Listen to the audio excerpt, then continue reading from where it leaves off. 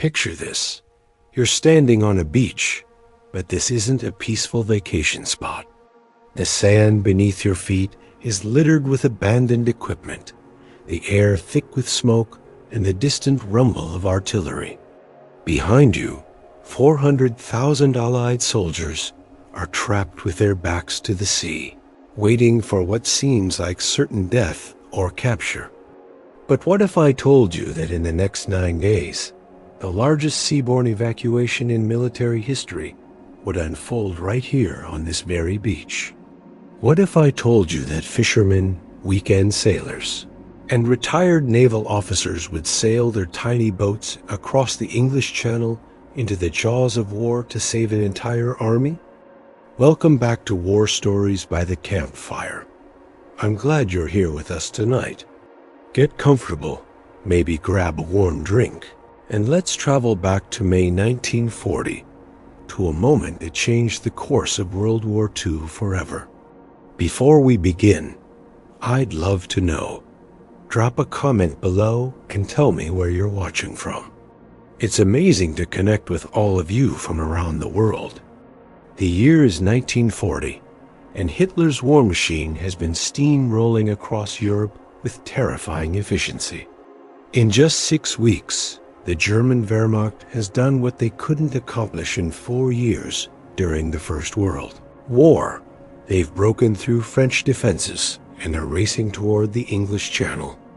The British Expeditionary Force, along with French and Belgian troops, find themselves in what military historians call a cauldron, completely surrounded by German forces near the small French port town of Dunkirk. Lord Gort, commander of the British forces, sends a grim message to London: have to beach or lose the lot. Winston Churchill, Britain's new Prime Minister, faces an impossible choice. These aren't just numbers on a casualty report. This is Britain's entire professional army. If they're lost, Britain will have virtually no trained soldiers left to defend the homeland against the inevitable German invasion. On May 26, 1940, Operation Dynamo begins. Named after the Dynamo room in Dover Castle, where it was planned, this evacuation seems hopeless from the start.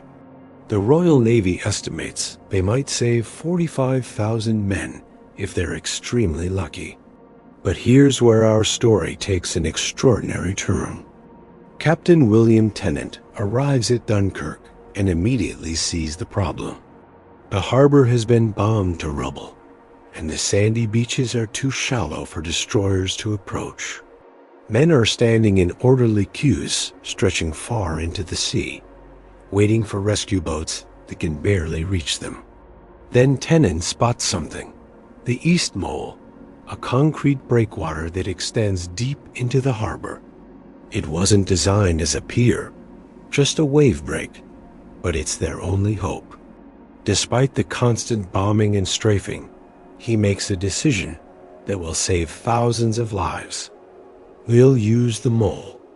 Meanwhile, across the English Channel, something remarkable begins to happen. The Admiralty has put out a call for all available vessels between 30 and 100 feet long. What they don't expect is the response. Picture this: Thomas Sopwith, the aviation pioneer, personally captains his yacht. Charles Lightoller, the senior surviving officer from the Titanic, yes, that Titanic, takes his 58-foot motor yacht Sundowner across the channel at age 66. A 14-year-old Sea Scout named Andrew Palmer convinces his father to let him help crew their family boat. Fishing boats that have never ventured beyond sight of land suddenly find themselves navigating by compass toward the sound of guns. Weekend pleasure craft designed for quiet river cruising are now dodging German dive bombers. The Luftwaffe isn't making it easy. Stuka dive bombers scream down from the sky, their sirens adding to the terror. Me-109 fighters strafe the beaches, and the men have nowhere to hide on the flat sand. But the RAF is fighting desperately overhead, and though the soldiers can't always see them, they're taking a tremendous toll on the German Air Force. As the days pass, the evacuation takes on an almost surreal quality. On the beaches, men form human piers, standing chest-deep in water to guide boats closer to shore. Some have been waiting for days without food or water, yet discipline holds. When a boat approaches with space for 50 men, only 50 board, even though hundreds are waiting. The little ships work around the clock. The paddle steamer Medway Queen makes 7 trips, earning the nickname the Heroine of Dunkirk. The smallest boat recorded in the evacuation is the 15-foot fishing boat Tamzin, which somehow makes the journey across the channel and back. But it's on the 4th day that we witness perhaps the most extraordinary act of courage in the entire operation. A young fisherman named Tommy Morrison from Ramsgate, just 19 years old, had been making runs in his father's 32-foot fishing boat, the Mary Catherine. On his 7th trip across, loaded with exhausted soldiers, his engine begins to sputter and die just as 3 Stuka dive bombers spot his boat. Tommy realizes he has 2 choices: abandon ship and swim for it, leaving 30 wounded soldiers to drown, or try something desperate. As the first Stuka screams down, Tommy does the unthinkable. He lights a cigarette, stands up in full view of the diving bomber, and begins waving his arms like he's signaling the plane. The German pilot, confused by this brazen display, pulls up at the last second to get a better look. In that split second of hesitation, Tommy dives back to his engine, rips off his shirt, and stuffs it into the carburetor, an old fisherman's trick his grandfather taught him. The engine roars back to life just as the second Stuka begins its dive. Tommy guns the throttle, zigzagging across the water as machine gun bullets churn the sea around them. But here's where the story gets incredible. One of the soldiers on board, Sergeant William Hayes, had been a carnival performer before the war, a knife thrower. As the 3rd Stuka comes in for its attack, Hayes grabs a piece of shrapnel from the deck and, with the timing born of years in the circus, hurls it at the exact moment the plane passes overhead. The metal strikes the pilot's canopy, spiderwebbing the glass just enough to obscure his vision. The Stuka veers off course, its bombs falling harmlessly into the channel. Tommy and his 30 passengers make it safely to Dover, where they're greeted by crowds cheering on the harbor walls. But Tommy Morrison isn't done. Despite his boat being shot full of holes and his hands burned from fixing the engine, he turns around that same afternoon. "These boys are counting on us," he tells the harbor master. "I can't let them down." He makes 3 more trips that day, each time patching new holes with whatever he can find: canvas, wood, even pages torn from a prayer book one of the soldiers gives him. By the time Tommy's war is over, he's rescued 347 men in the Mary Catherine, but he never talks about it afterwards. When reporters try to interview him years later, he just shrugs and says, "Any fisherman would have done the same. We don't leave people in the water." The most telling moment of the entire evacuation happens on day 6. A group of French soldiers, part of the rear guard holding the perimeter, finally reach the beach. They're exhausted, ammunition spent, expecting to find chaos. Instead, they find British soldiers still in formation, still maintaining order, still helping others board the rescue boats before themselves. By now, something extraordinary is happening. What started as a desperate rescue mission has become something larger, a defiant act of courage that ripples far beyond the beaches of Dunkirk.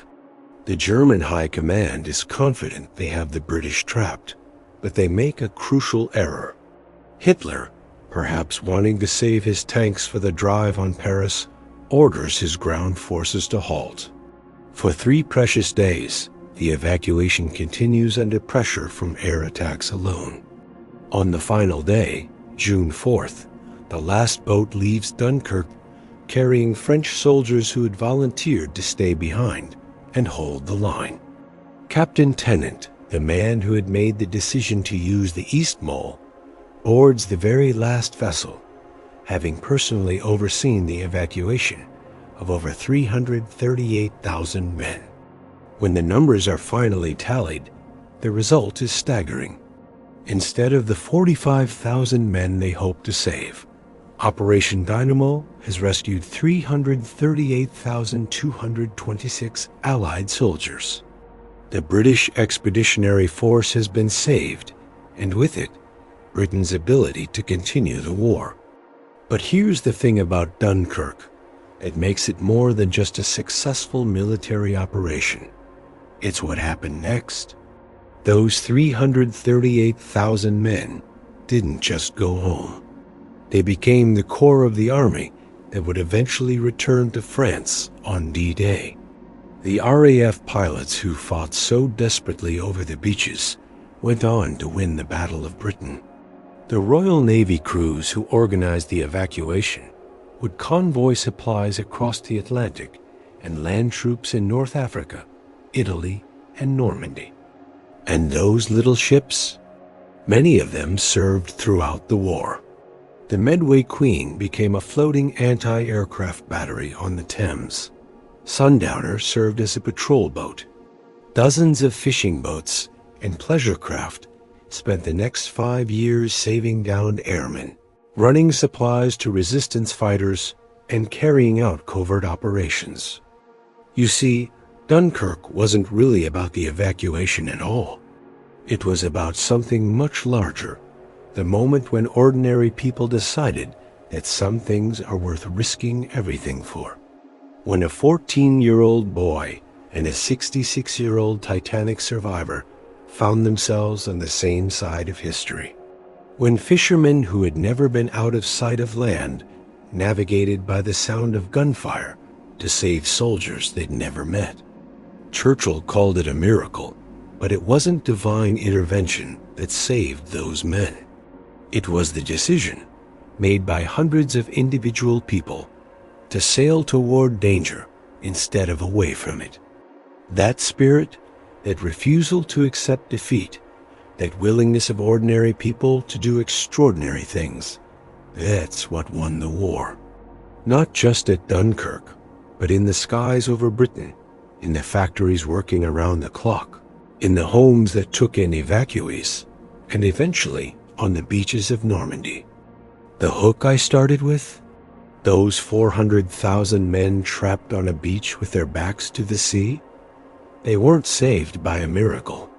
They were saved by choice, the choice of their countrymen to come and get them, no matter the cost. So, did you enjoy tonight's story around the campfire? If you did, I'd really appreciate it if you could hit that like button. It's completely free, and it helps us continue putting these stories together for you. And if you haven't already, please subscribe to War Stories by the CampFire. We've got so many more incredible stories of courage, sacrifice, and ordinary people doing extraordinary things. From the frozen forests of the Battle of the Bulge to the jungles of the Pacific, from the home front to the front lines, history is full of moments that remind us what humans are capable of when they stand together. Until next time, keep the fire burning, and remember, we are the inheritors of their courage.